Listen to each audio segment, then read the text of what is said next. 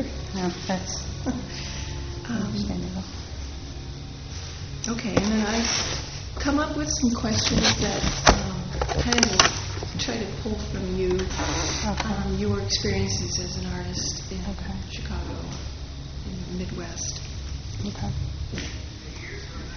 Are we ready, Erica, or it's running? It's running. Okay.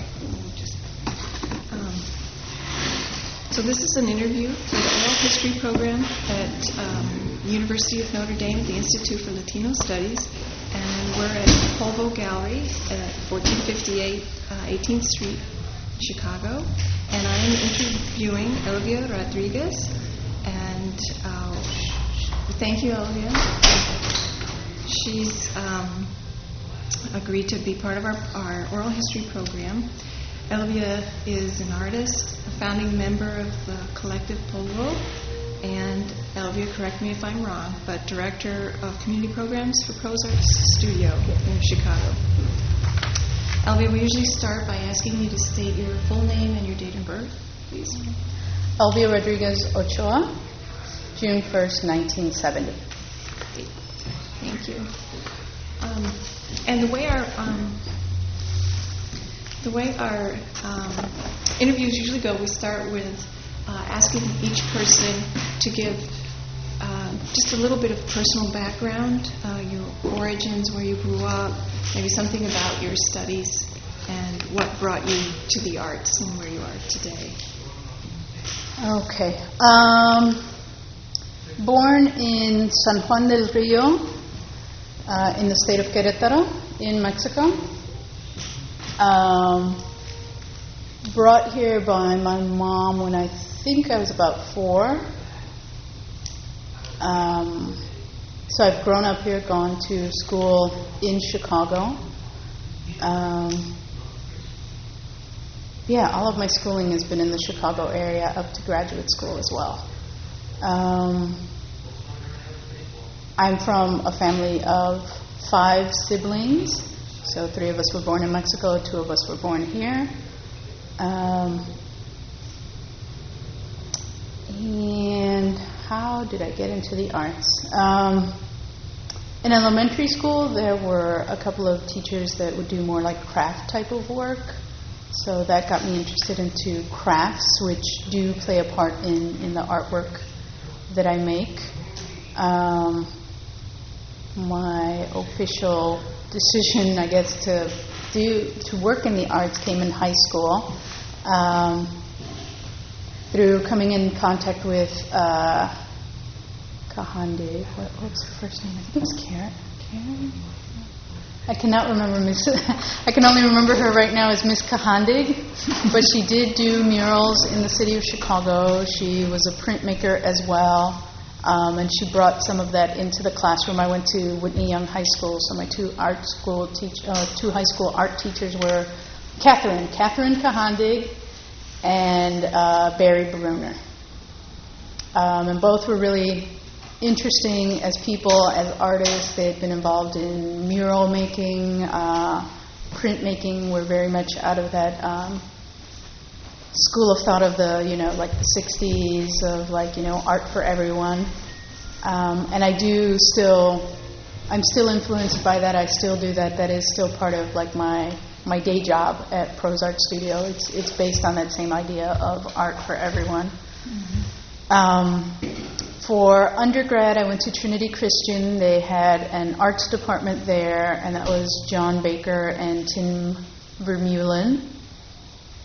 It was probably one of the smaller departments at the school, and we were kind of the bald, ugly stepchildren of the school at times, because there wasn't necessarily a lot of understanding for what we were doing if it wasn't within the context of being strictly religious art. Trinity is a faith-based university, and so a number of the students and the faculty couldn't understand. For those of us that did non-figurative work, what we were doing or how it was translating. There were some that were very open to the idea that the arts, the expression of arts, can be an expression of faith without having to be a picture of whatever religious faith, whatever, like for them it was the Reformed tradition, so it didn't have to be a picture of Jesus in order to be, an expression of your faith. So there were artists, and that's where Tim and John came, encouraged us to push ourselves to really explore issues that were of personal significance to us.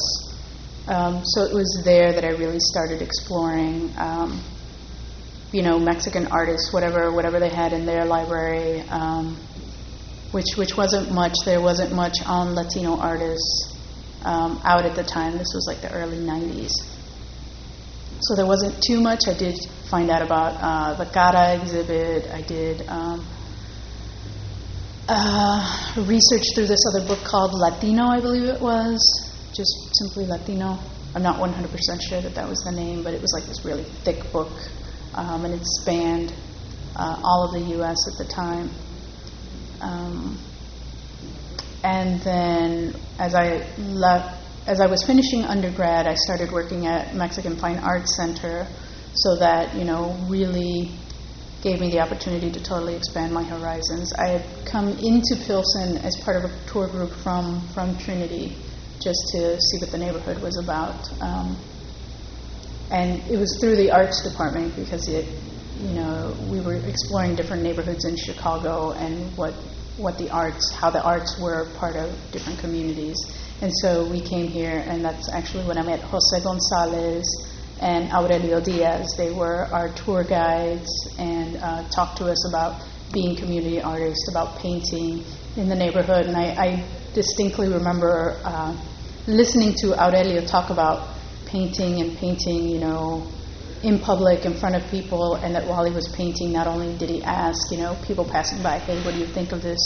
But that he would also dialogue with, like, the trees and the birds, and, So that stayed in my mind as, like, this really interesting, way of him talking about it, that, if there wasn't any person around, that he would start talking to the trees and asking what their opinion was. And after finding out all the things that Aurelio, eventually went into, it kind of made sense. And that also helped me a lot, because it's like, you don't just have to deal with, the everyday people that you see, but you can, try to delve deeper and see what else is there for you to use as inspiration. So did you stay in touch with those two, with Jose and Aurelio, or did they continue to influence you, I guess? I don't think I ever ran into Aurelio again after that, but I've seen the different murals that he's done in the neighborhood. Jose, I have seen on different times in different places through my involvement with Calles y Sueños and with Prozac. He has been a supporter of Prozac for many, many years. And now his daughter is on the board of directors for Prozac Studio. So there's an interesting tie-in. And he actually used to, while he was still living in Pilsen, he would hang out at this coffee shop that's around the corner from Foldable. So every once in a while I'd bump into him there, but I would always ask the owner of the place if she had seen Jose, and kept an eye on him that way. So that kind of got me started into this neighborhood. So from working at the museum, I met René Arceo and Francisco Mendoza. I had actually known when I was in high school. I did a summer school program, and he ended up being the instructor for it, even though it wasn't an arts program. It was just a summer school program. He was actually the one that encouraged me to go into the arts. And that's how I looked to see what we had in my high school program. But he was one of the first people to encourage me to try the arts. So Francisco Mendoza was also very important in that respect. So I met him back when I was a freshman in high school, and then when I came to work at the museum, I bumped into him again before I started working at the museum, and did student teaching with him at Orozco Academy as part of my undergrad. So he also introduced me to some of the artists. He introduced me to people like Sal Vega. I think he was the one who introduced me to Pete Rodriguez. And so both Francisco and Rene were part of the taller, and so they encouraged me to join up with the taller. And so at the taller there was people like Héctor Duarte, there was Eufemio Pulido, Alfredo Martinez, Benjamin Varela, Guillermo Delgado was also part for a while. Jesus was also part of the taller, Jesus Macarena. And that's actually where we met, even though he had worked at the museum as well. We didn't meet while he was working at the museum. One of my next questions was going to be about some of the organizations and collectives that you've been in since you're bringing up taller. Besides the people, what kind of, can you talk a little bit about the history of taller? What it was like when you were there? Actually, there was a lot more women that were involved in that for a while. More women, yeah. But I didn't get to know all of them. There were some that were there a little bit before I was there, and then some that came after. But Mirte Zirwinski, that's where I met her. I don't remember if Sandra Anton Giorgi was still with the taller when I was there. Her friend, she had a buddy that was with her all the time, and now I can't remember her name. But I believe Rosie and Rita Marquez were also part of the taller at one point. I brought my friend Angela Coleman along.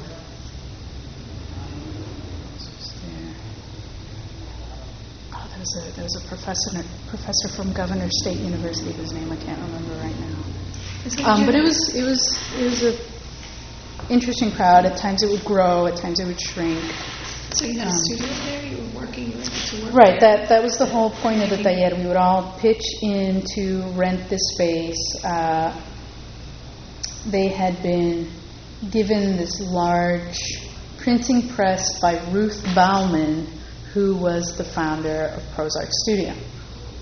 And she knew Carlos Cortez, and so she was a printmaker herself, and would use it to make quite a variety of prints and also to teach classes. But at some point she had decided she was going to go to California, and so the press needed a new home, so she worked it out with Carlos for him to take the press, and that's part of how the taller was founded, because he couldn't take the press to his own home. I don't think he had the room for it, because he already had a printing press in the basement of his home, El Gato Negro. So this other press needed a home, and so between him and René and Hector and all of those guys, they rented a space over, for a while it was at Hector's studio here at the APO building. And then they rented a space over on Halsted, 2120 South Halsted, which is now a gym. And that's where the taller space that I started to work in. So there was a press available. We paid our dues to help pay the rent, to help pay the light. And then in return for paying your dues, you could set up time to use the press. And there were a couple of portfolios printed as a group. I remember participating in the one in support of the Zapatistas, because we did one specifically about the Zapatistas. And I do know that there was a couple of other. This is in the early 90s, mm-hmm. right? Yeah. Mm-hmm. Right, I think I was with the taller from roughly 93 to about 97. So from 1993 to about 1997. Maybe a little bit after 97, but I don't think too much after 97. So there was a variety of printmaking styles going on. Nicolás de Jesus was there as well. So was Tony Galigo. And people did a variety of prints. There was relief prints, linoleum and woodblock. Collagraphs. I was one of the ones doing collagraphs, monoprints, Xerox transfers, and there were also etchings. Edgar Lopez was also part of the group. He was also pretty instrumental in the maintaining and the functioning of it, as well as Benjamin Varela. Benjamin became our accidental master printer for a while because he spent the most time at the space and so was willing to help other artists have their work completed. But we also ended up working with people like Leopoldo Prajedis from Mexico City. There were a couple of other things. We ended up doing an exchange with the TGP, the Taller de Gráfica Popular in Mexico City. We sent work to Canada, did exchanges again with El Jacal in Montreal. I was supposed to originally do like a physical exchange with them where I would go out there and they would send somebody here.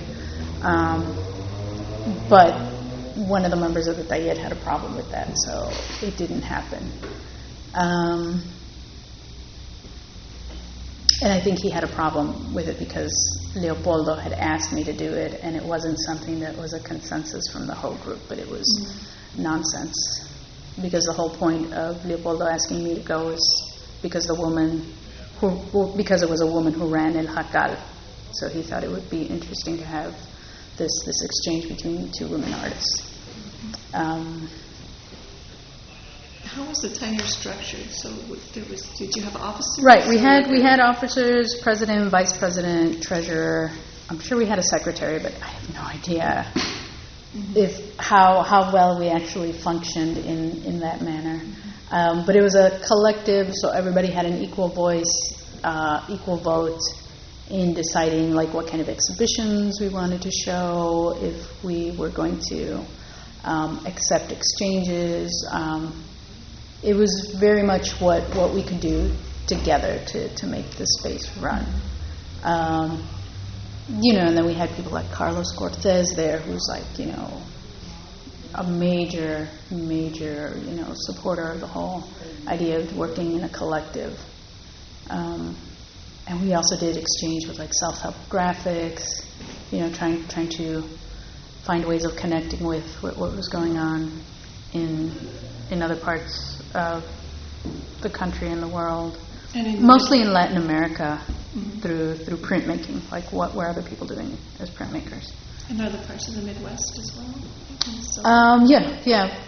While I was at the Taller, I also received the Arts Midwest Minority Arts Administration Fellowship. So I went to Minneapolis for 9 months and helped create an exchange between Minneapolis and Chicago, where the artists from the Taller showed their work at the first large-scale Day of the Dead show in Minneapolis, which I had helped organize.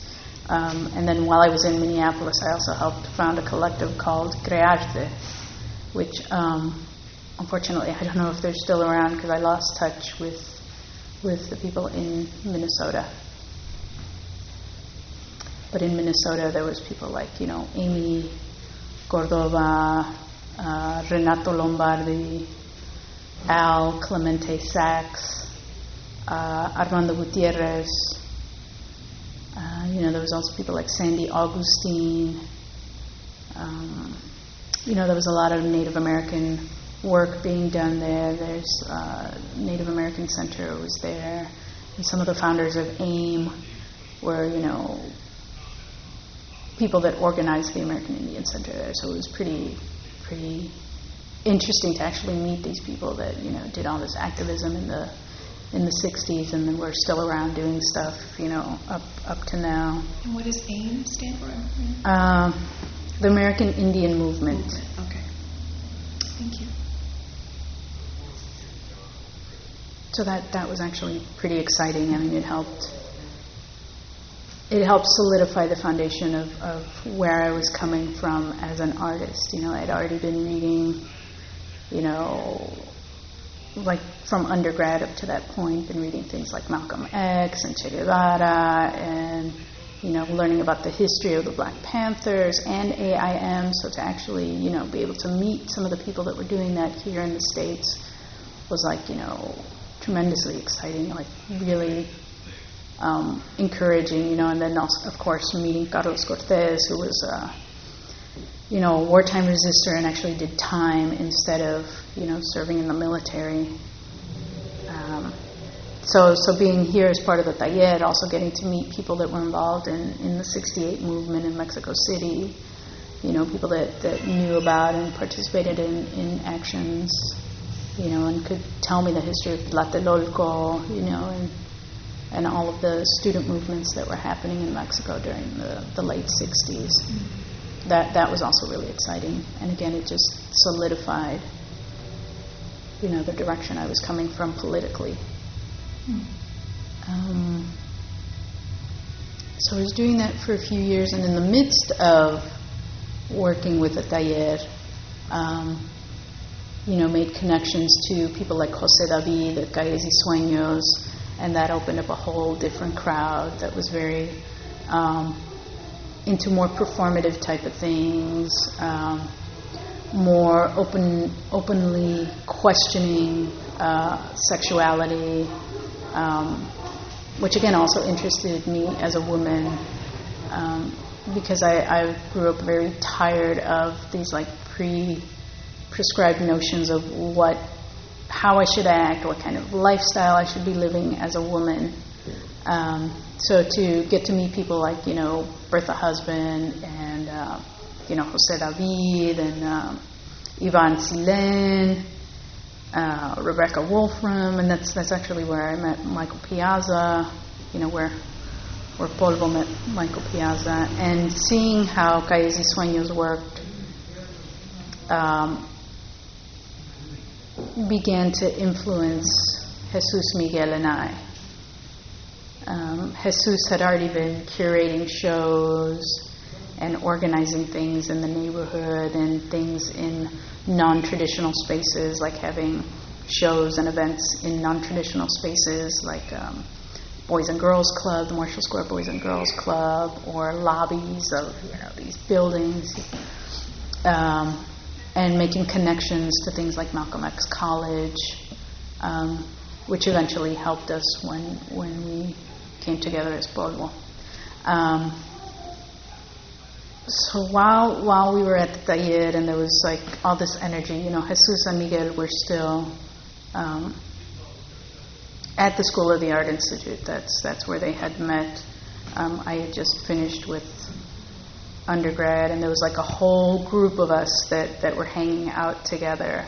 It included people like Abby Gonzalez, Paulo Ponce, Star Padilla, Julio Flores.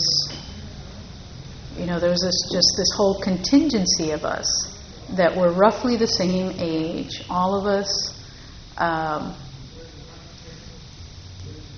university educated, some of us like actually having just finished or in the process of getting our undergrad degrees. So we had this, I feel this very distinct vision of what the world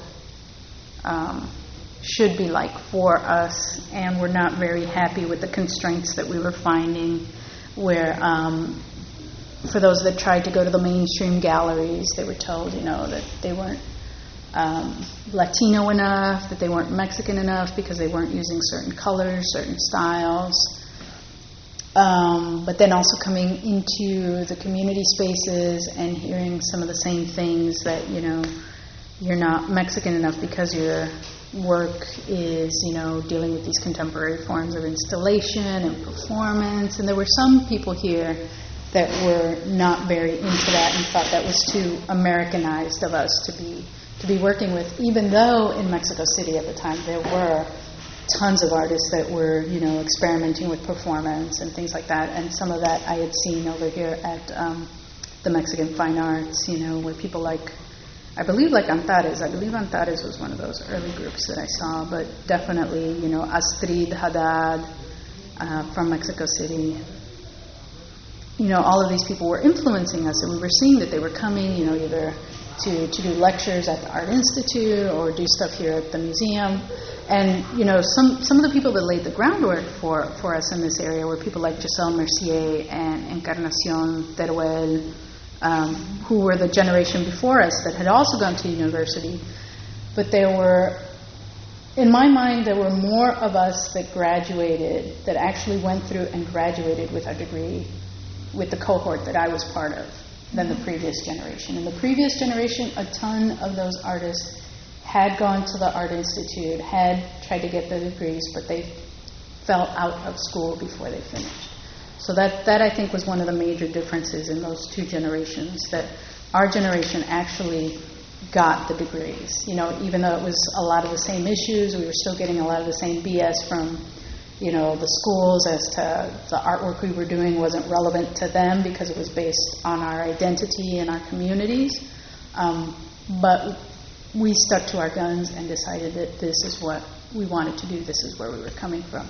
And a number of us were also from activist backgrounds where family or friends growing up, we also participated in political struggles. So to participate in a political struggle at the college level, we felt it was part of it, and so we just went forward and kept hammering away at that and got our degrees. And sometimes we got our degrees in a sense to prove that we could get these degrees, that we were smart enough, that we did have what it takes to get these degrees, that we no longer fit the stereotype that we weren't intelligent enough to do that.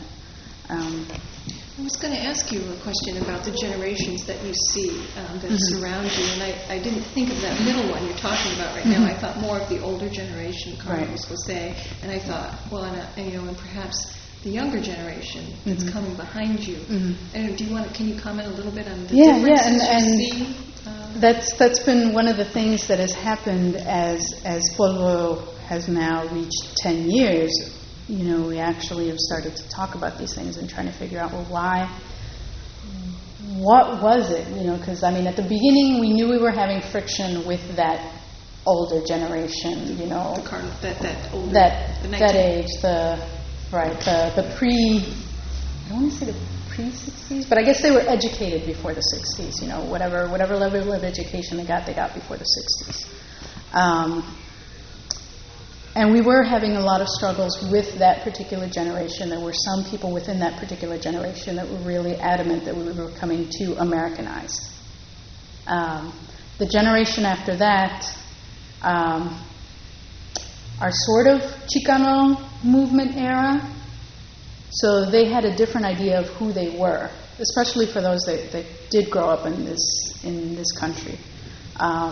In Chicago, there wasn't the same kind of Chicano movement that there was in California or Texas, but there is this generational difference where that era, which is why I'm thinking of Encarnacion and Giselle, because they're two people that represent that time frame for me. Kind of graduating in the 80s, are you thinking? Yeah, more like graduating in the 80s, which began to, even though Giselle is originally from Panama and she only came here as an undergrad, but still, coming from there to here, she got a lot of awareness, from having been in the struggle in Panama, and then coming here and seeing how things were here and how there was still need for struggle. So they had this sense of being able to do things differently. And I do kind of consider Francisco Mendoza and Sal Vega in that second group. I don't consider them as part of that older generation. I consider them part of that second generation, because they also knew what it was like to be in this country. They weren't first generation anymore. And even though I'm first generation, I'm a direct immigrant, but growing up here, you get a different perspective of things. You grow up speaking in English and in Spanish. You grow up, having a hot dog wrapped in a taco, in a tortilla as your lunch. You go through these different mishmashings of cultures. And then the generation that's coming up now, that's been emerging now. Some of them are still very aware of the struggles that happened before, and that's part of the concern that I have, that, the younger generations, do they truly understand the struggles that happened before us? That's one of the things where I was very fortunate. I was, helped along in learning some of this history. And so I can see it in perspective, like, okay, yeah, what I went through was pretty tough, but I see what happened before me, and I see how that helped open the way a little bit, and so that I could keep pushing forward. But I don't necessarily know that the younger generations are getting that understanding, and that, sense of that there still was struggle and that there still is struggle. I mean, because right now, a lot of people have done assimilation that has really, in a sense, backlashed against the current immigrant population, and that has backlashed against this idea of trying to maintain cultural integrity, for the lack of a better way of saying it, where, I don't see it as a problem to maintain your cultural identity. There is a way to function within the society and maintain your cultural identity, and that's happening across the board in a lot of immigrant communities. But like for me, the shocker was, finding out that a lot of the people that are, organized and are part of the Minutemen have, like Pulido, the woman in Illinois, her last name is Pulido. It's like, and she speaks Spanish, so what is she doing being part of this Minutemen movement? So but she's again older, more assimilationist generation. So I wonder how much the struggle is still being, brought forward and recognized. Like even in recent Chicago history, a lot of people don't talk about Harold Washington and how his election into being mayor of the city of Chicago completely changed how this city is now. We wouldn't have the Shackman Decree as law if he hadn't assigned it. We wouldn't have local school councils. Community policing was also an idea that he brought about. There was a lot of community development ideas that he had, where community development should really be about developing individual communities and not just sinking that money into downtown Chicago. But people don't give him credit for it. And by kind of ignoring him and his history, there's also this ignoring of the coalition that happened between African Americans and Latinos to elect Harold Washington. The Latino vote was key in getting Harold into office. It was as important as anything else in those coalitions that Rudy Lozano helped build.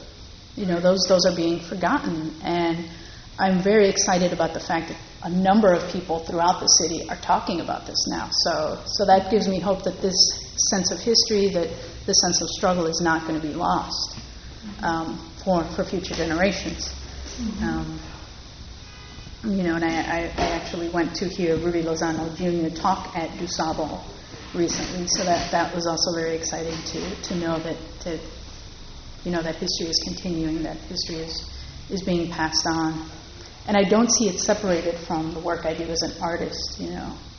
I see that as part of it, because what the arts do for me is also part of storytelling, whether it's oral or written or through images or movement. You're telling a story. So that's part of the stories that we can't afford to lose. In my mind, we can't afford to lose these, and that's where Carlos Cortez is now part of that history that we need to bring forward, and pass it on to the next generations.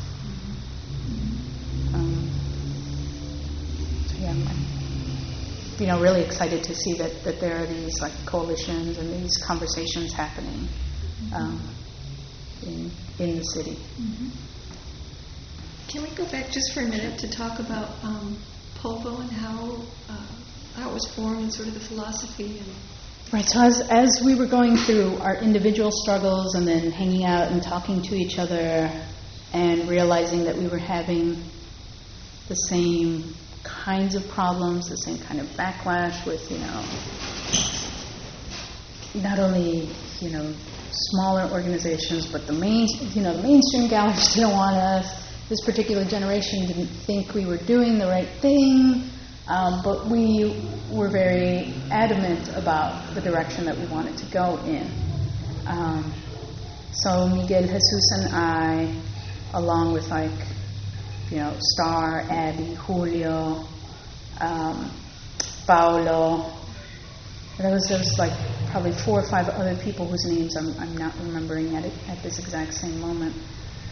But we decided to get together and create our own shows. We had gotten inspiration about that from the Taller, from Calles y Sueños, from Randolph Street Gallery, from seeing all these organizations that were doing things in their own way. So we just decided to work together as a group and create a show. And the first official show that we did together as a group was the 187 show. But this was before the name Polvo came up. Mm-hmm. But that was the first time that we had organized just us, just the kind of work that we were all interested in, which was pretty wide ranging, and it was also kind of ethnically diverse. There was a couple of people outside of the Latino community that we invited to show with us. So that was the first time we did that. And the 187 show was at Malcolm X College first, and then at Roberto Lopez Gallery. And from there, we were wow, we can actually do this. We don't have to wait for somebody else to give us a space. We don't have to, depend on somebody else getting us the money. We can pool ourselves together.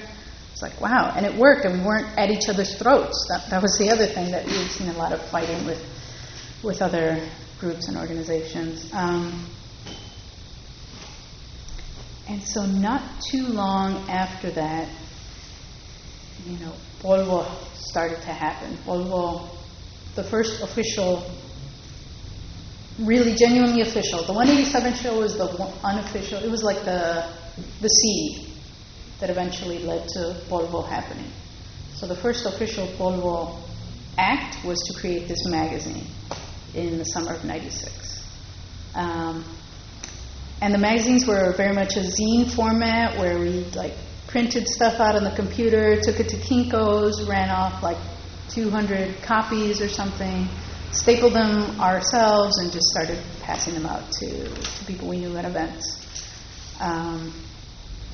We hosted a couple of readings, did things like that until we eventually got a physical space over on Cullerton and Paulina. In your the publication, the zine, the first 2 were that night, were right, small, they were tiny little. And then you went into the newsprint. The newsprint ones happened later, because it was first the zine ones, the couple of zine ones, and we did copies of those. I want to say we may have done 3 of those. I have 2, but I think we may have done 3. Then after that, Polvo went into hibernation for a while. Miguel had gone to live in Spain, and Jesus was still in school, so he was trying to finish up with his schooling.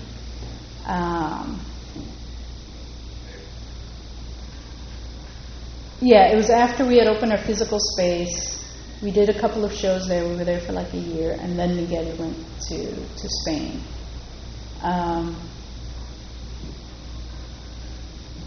So around 2000 we went into hibernation. So roughly a year and a half later, Miguel moves back.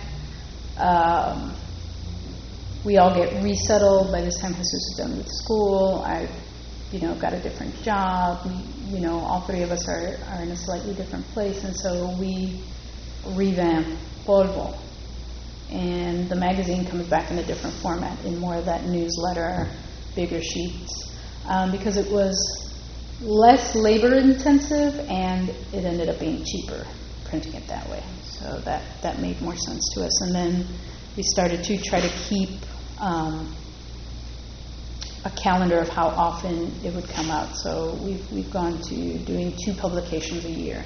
So you still do the newsprint? Mm-hmm. We still do the newsprint. Then it's electronic as well on the website? Right, we have a full website, and that was one of the things that we've tried doing since the very beginning. We've tried to have a web presence since the very beginning, and that again was an influence of the Zapatistas, where we saw that they were sending their communiques out from the middle of the Lacandon jungle.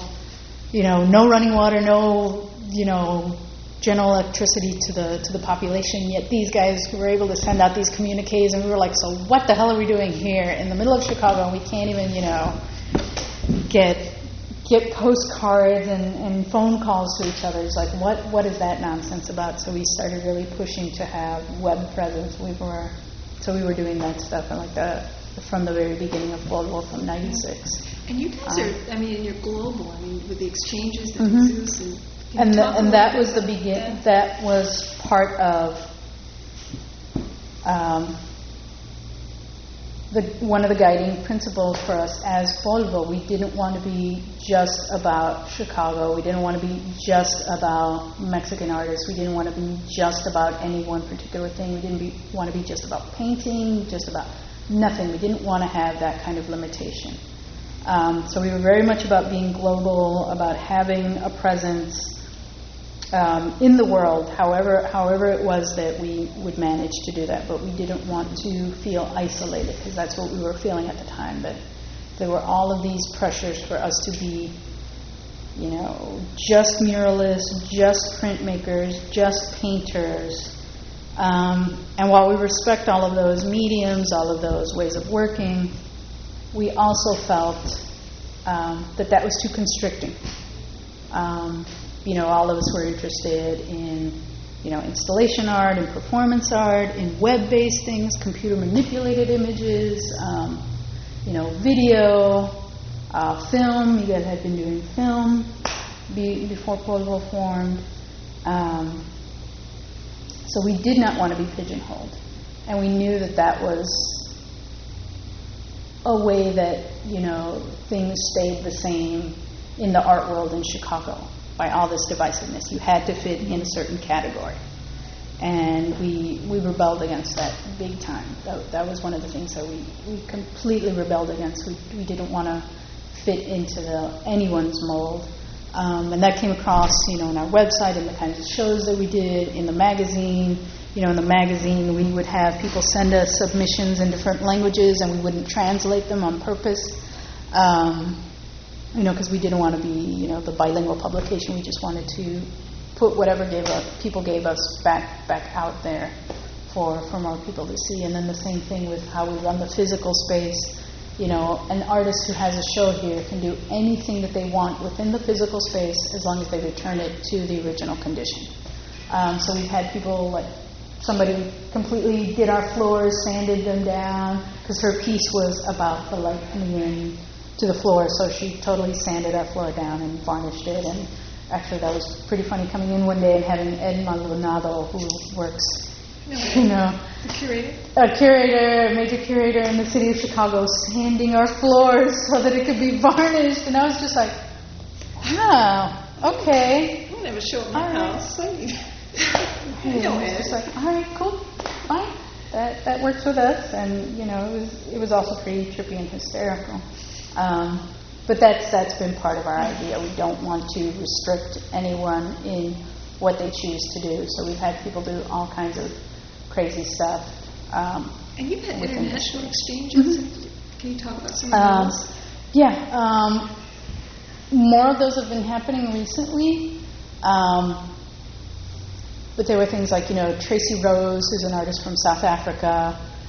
She came in through having known Jesus. Jesus has done most of the traveling of the three of us. And Jesus has been to Australia, to Africa, to Europe, on artists' fellowships. And so he gets to meet people in these different countries, these different communities, and we begin dialoguing and exchanging. And whenever we can, we do try to either exchange physical work from here, between the two places, or actually bringing or sending people to and from places. So we did an exchange in Australia, and that show was called Lies That Bill Gates Told Me, and it was totally digital art made by people associated with Foldable, and it went to I can't remember the name of the place, but it was I believe in Melbourne, and it was a VU space. That's what it was, VU space. Yeah, and it was a space set up specifically to show technology-based work.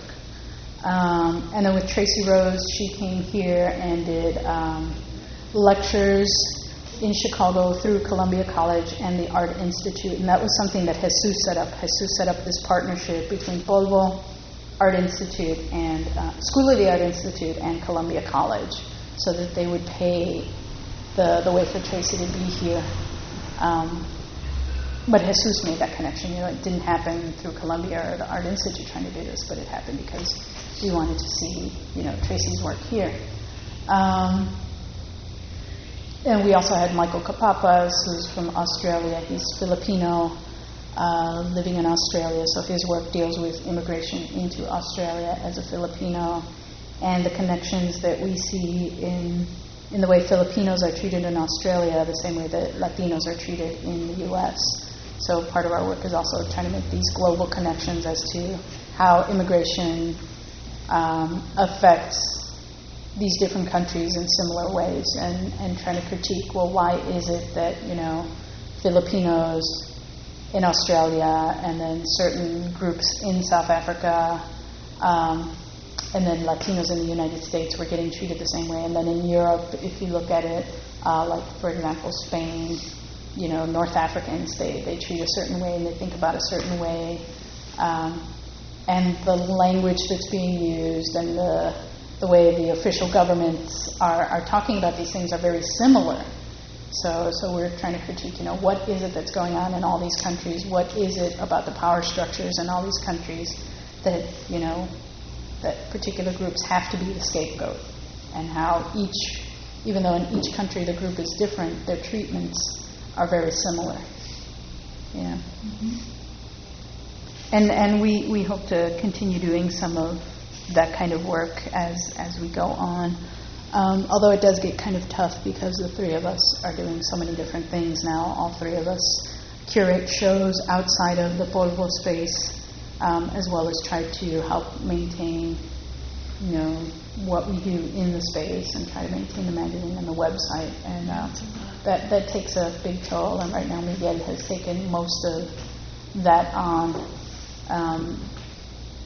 Although at times we all exchange, the three of us, we divvy up the work, and it's like, okay, I'll take this issue of the magazine and I'll be responsible for, making it, getting all the submissions, laying out the work and all that.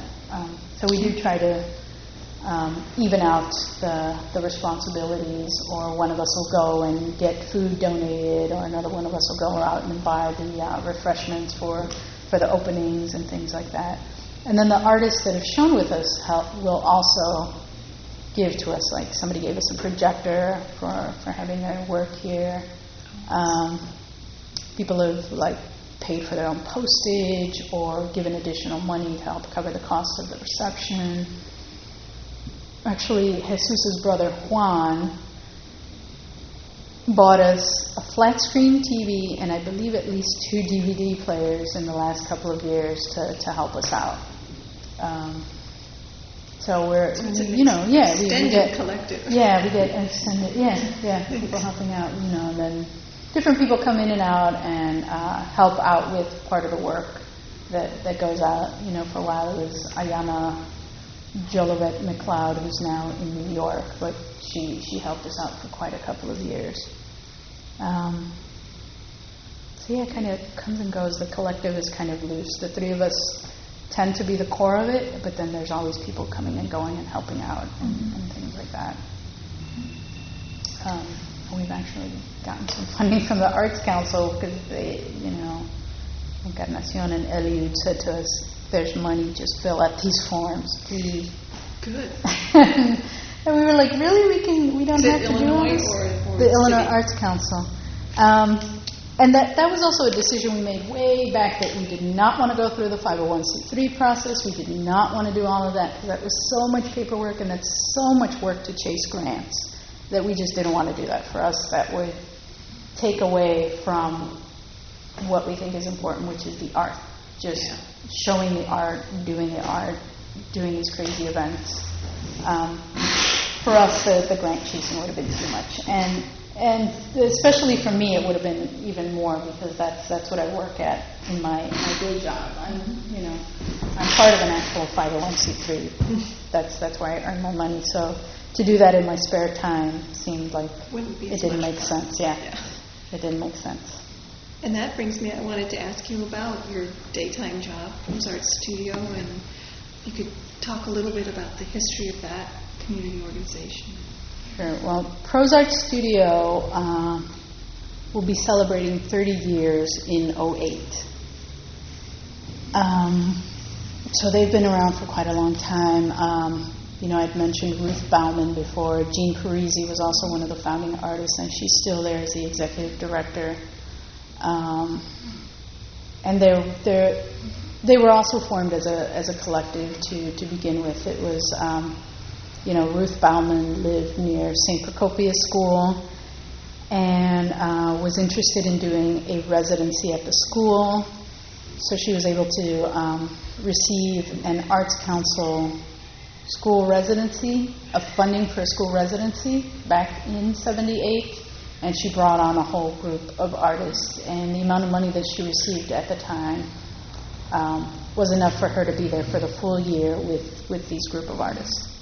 And so that's where it started. And it was known as St. Pro's Art Studio.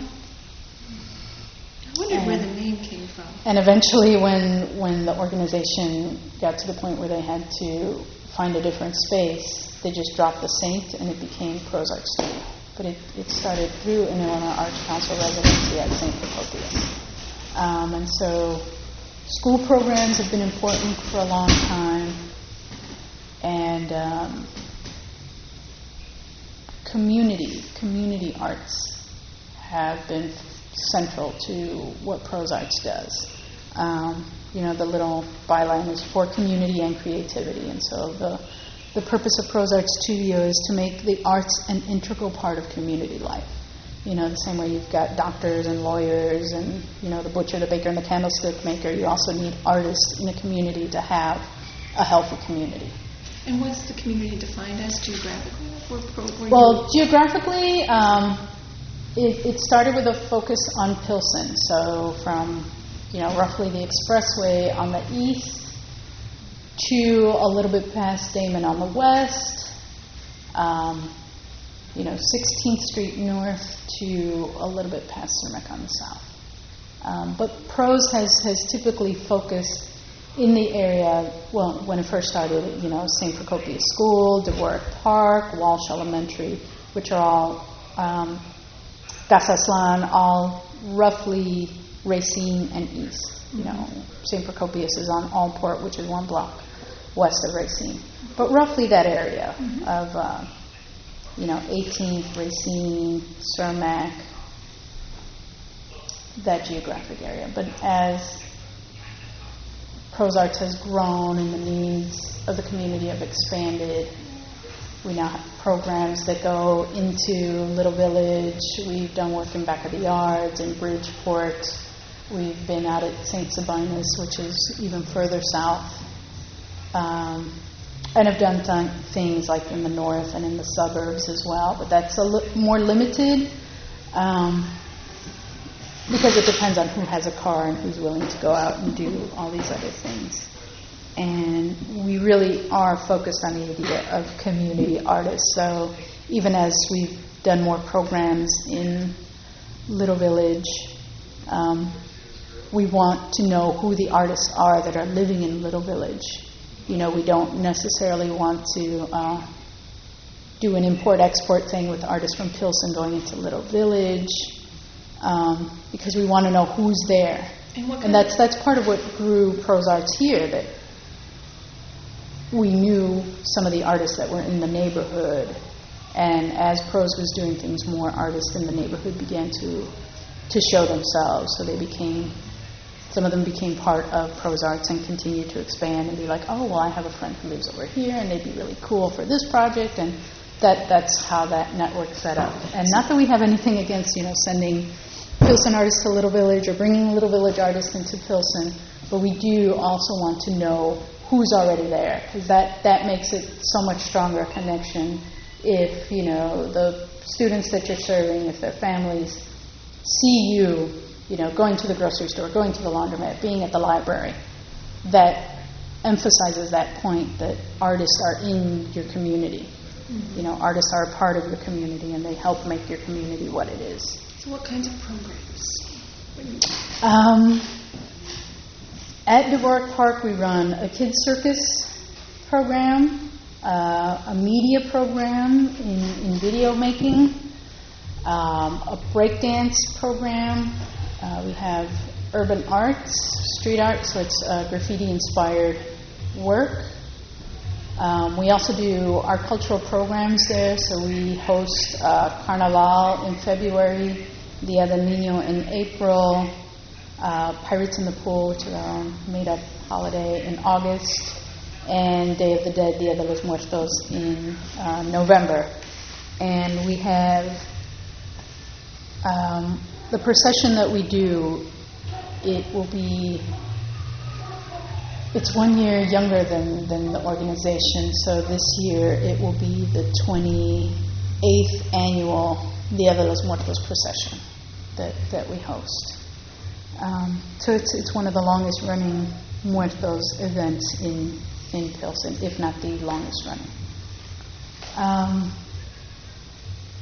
And that's what we do at the Voort. At Gasaslan, we have a fully functioning ceramics program, so we have kilns and clay and all kinds of goodies that people can use to create there.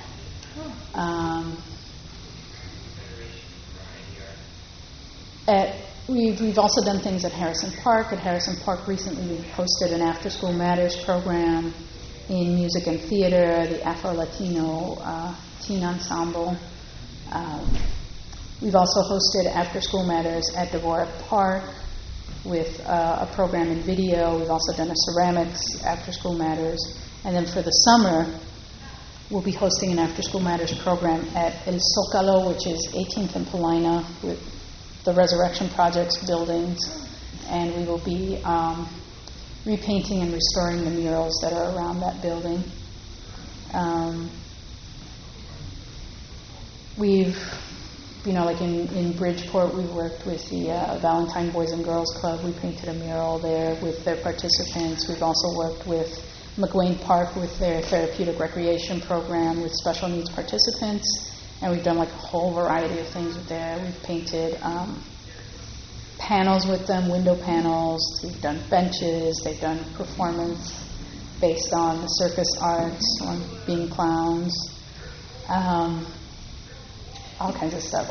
Recently a drum-making cajon workshop at McGrain where they not only learned how to make the box drums, but they also learned how to play rhythms on there. So all over the place. And then we do in-school residencies and a wide variety of things because that integrates whatever school curriculum plus the arts. So we've done gravity circus, so it's science and the circus arts. We've done folk tales, where we adapt folk tales and make performances with the students or puppetry with the students. Processions, we've done processions at schools. Just a wide variety of things. Listening to you describe, it sounds like you've been able to, as an artist, your philosophy as an artist and how you think about what art should be or what you're working on, you've been able to marry it so well to what your day, what your profession is. Right. Which is why I'm really excited. As an artist, but what you're. Yeah, which is why I'm really excited about the work that I do at Pros and how it coincides with what I do here at Foldable, and they can back each other up, and then both of those things support what I do personally. So it's really exciting to be able to say that I do, earn my living in the arts, and then I support the arts in these other ways, and then I make my own personal work.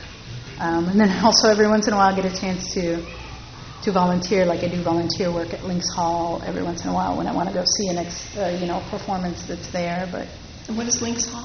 Lynx Hall is a performance space up by Wrigley Field. It's I don't remember the exact address right now, but it's like 2 blocks south of where Wrigley Field is at.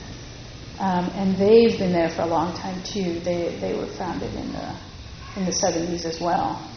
And it's an actual physical space. And again, it's open to people that want to do collaborative and performative things that are outside of the norm. It's a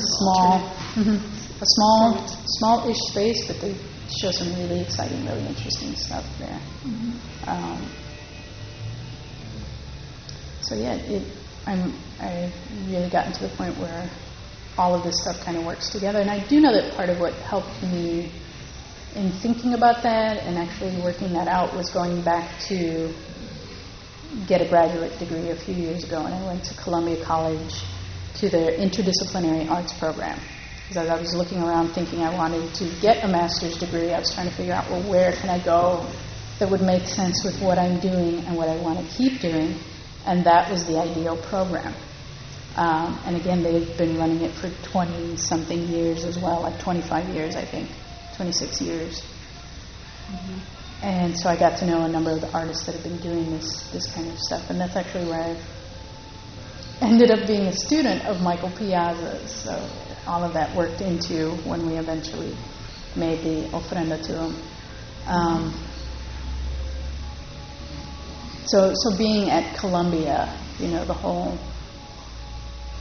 the whole way of thinking about things, because it's interdisciplinary arts, because it's about, finding ways of making art, even with whatever other responsibilities you have, that really helped, solidify what I've been doing these past couple of years. I was like, this is perfect, this is ideal, because it supports these different areas that I'm in, not only as an administrator and as an artist, but also as a community member at large. I don't have to let go of like my involvement as a parent or as a community resident. So if I get involved in politics, there is something about being an artist that feeds into that, and then something about doing those political, like the campaigns and doing all of that will feed into my work as an artist, so that there's no longer all these disconnects that once upon a time, 10, 15 years ago, people were trying to tell me that I couldn't do all these things, that there was no way that they could all fit together. And then doing this work, going through this graduate program, it did show to me that we were on the right path, that we were onto something with all the crazy trickiness that we were doing. Well, is there anything else you want to, that I haven't, I wanted to try to get at, background philosophy, your views on what's around you, the context you're working in. Thank you. And if there's anything else you want to add. I'm not sure right now if there's anything I want to add. I mean, a big influence on what I've done has always been thinking about who's coming behind you. And that comes from my family. In our family, it was always about looking out for the younger ones. Whatever rank you had in the family, whether you were the oldest or the youngest, you were still supposed to look out for whoever was coming behind you.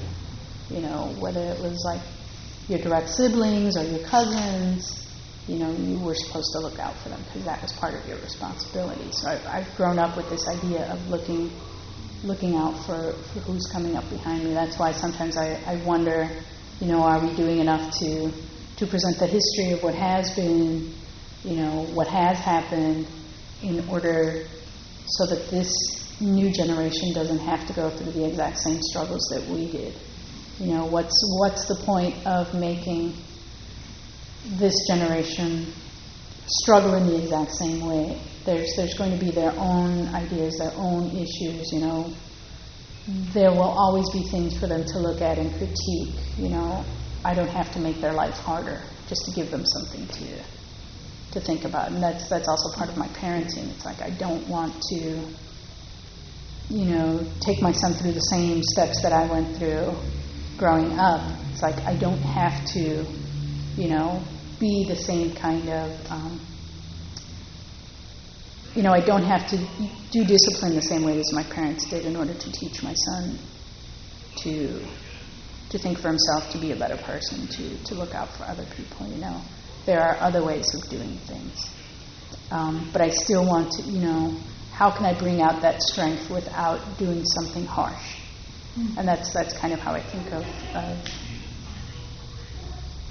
younger artists that are coming out. It's like I don't necessarily want to do something harsh to them. I don't want to force them to do, the exact same work that I had to do to get to where I'm at. But how do you get these lessons across to them about past struggles? How do you, talk to the next generation? So that's where I see our challenges now. Now that we are no longer the emerging generation, and we haven't quite gotten to being the elders. So what is our role as being this middle generation right now? Because we're going to be the ones passing that information. So, I've had this experience knowing Carlos and what he was about and the kind of person he was, and that's influenced me. So now how do I take that and pass that story on to the next generation, and also while talking about, how it affected me, how it affected what was going on around me, in order to say, hey, it's not, things aren't impossible. You can always, think about things or work things out in a different way. You don't have to specifically follow what I've done or what Carlos did, but these are just examples of what can be done, or how you can think about things, or how you can try to pull back and see things different.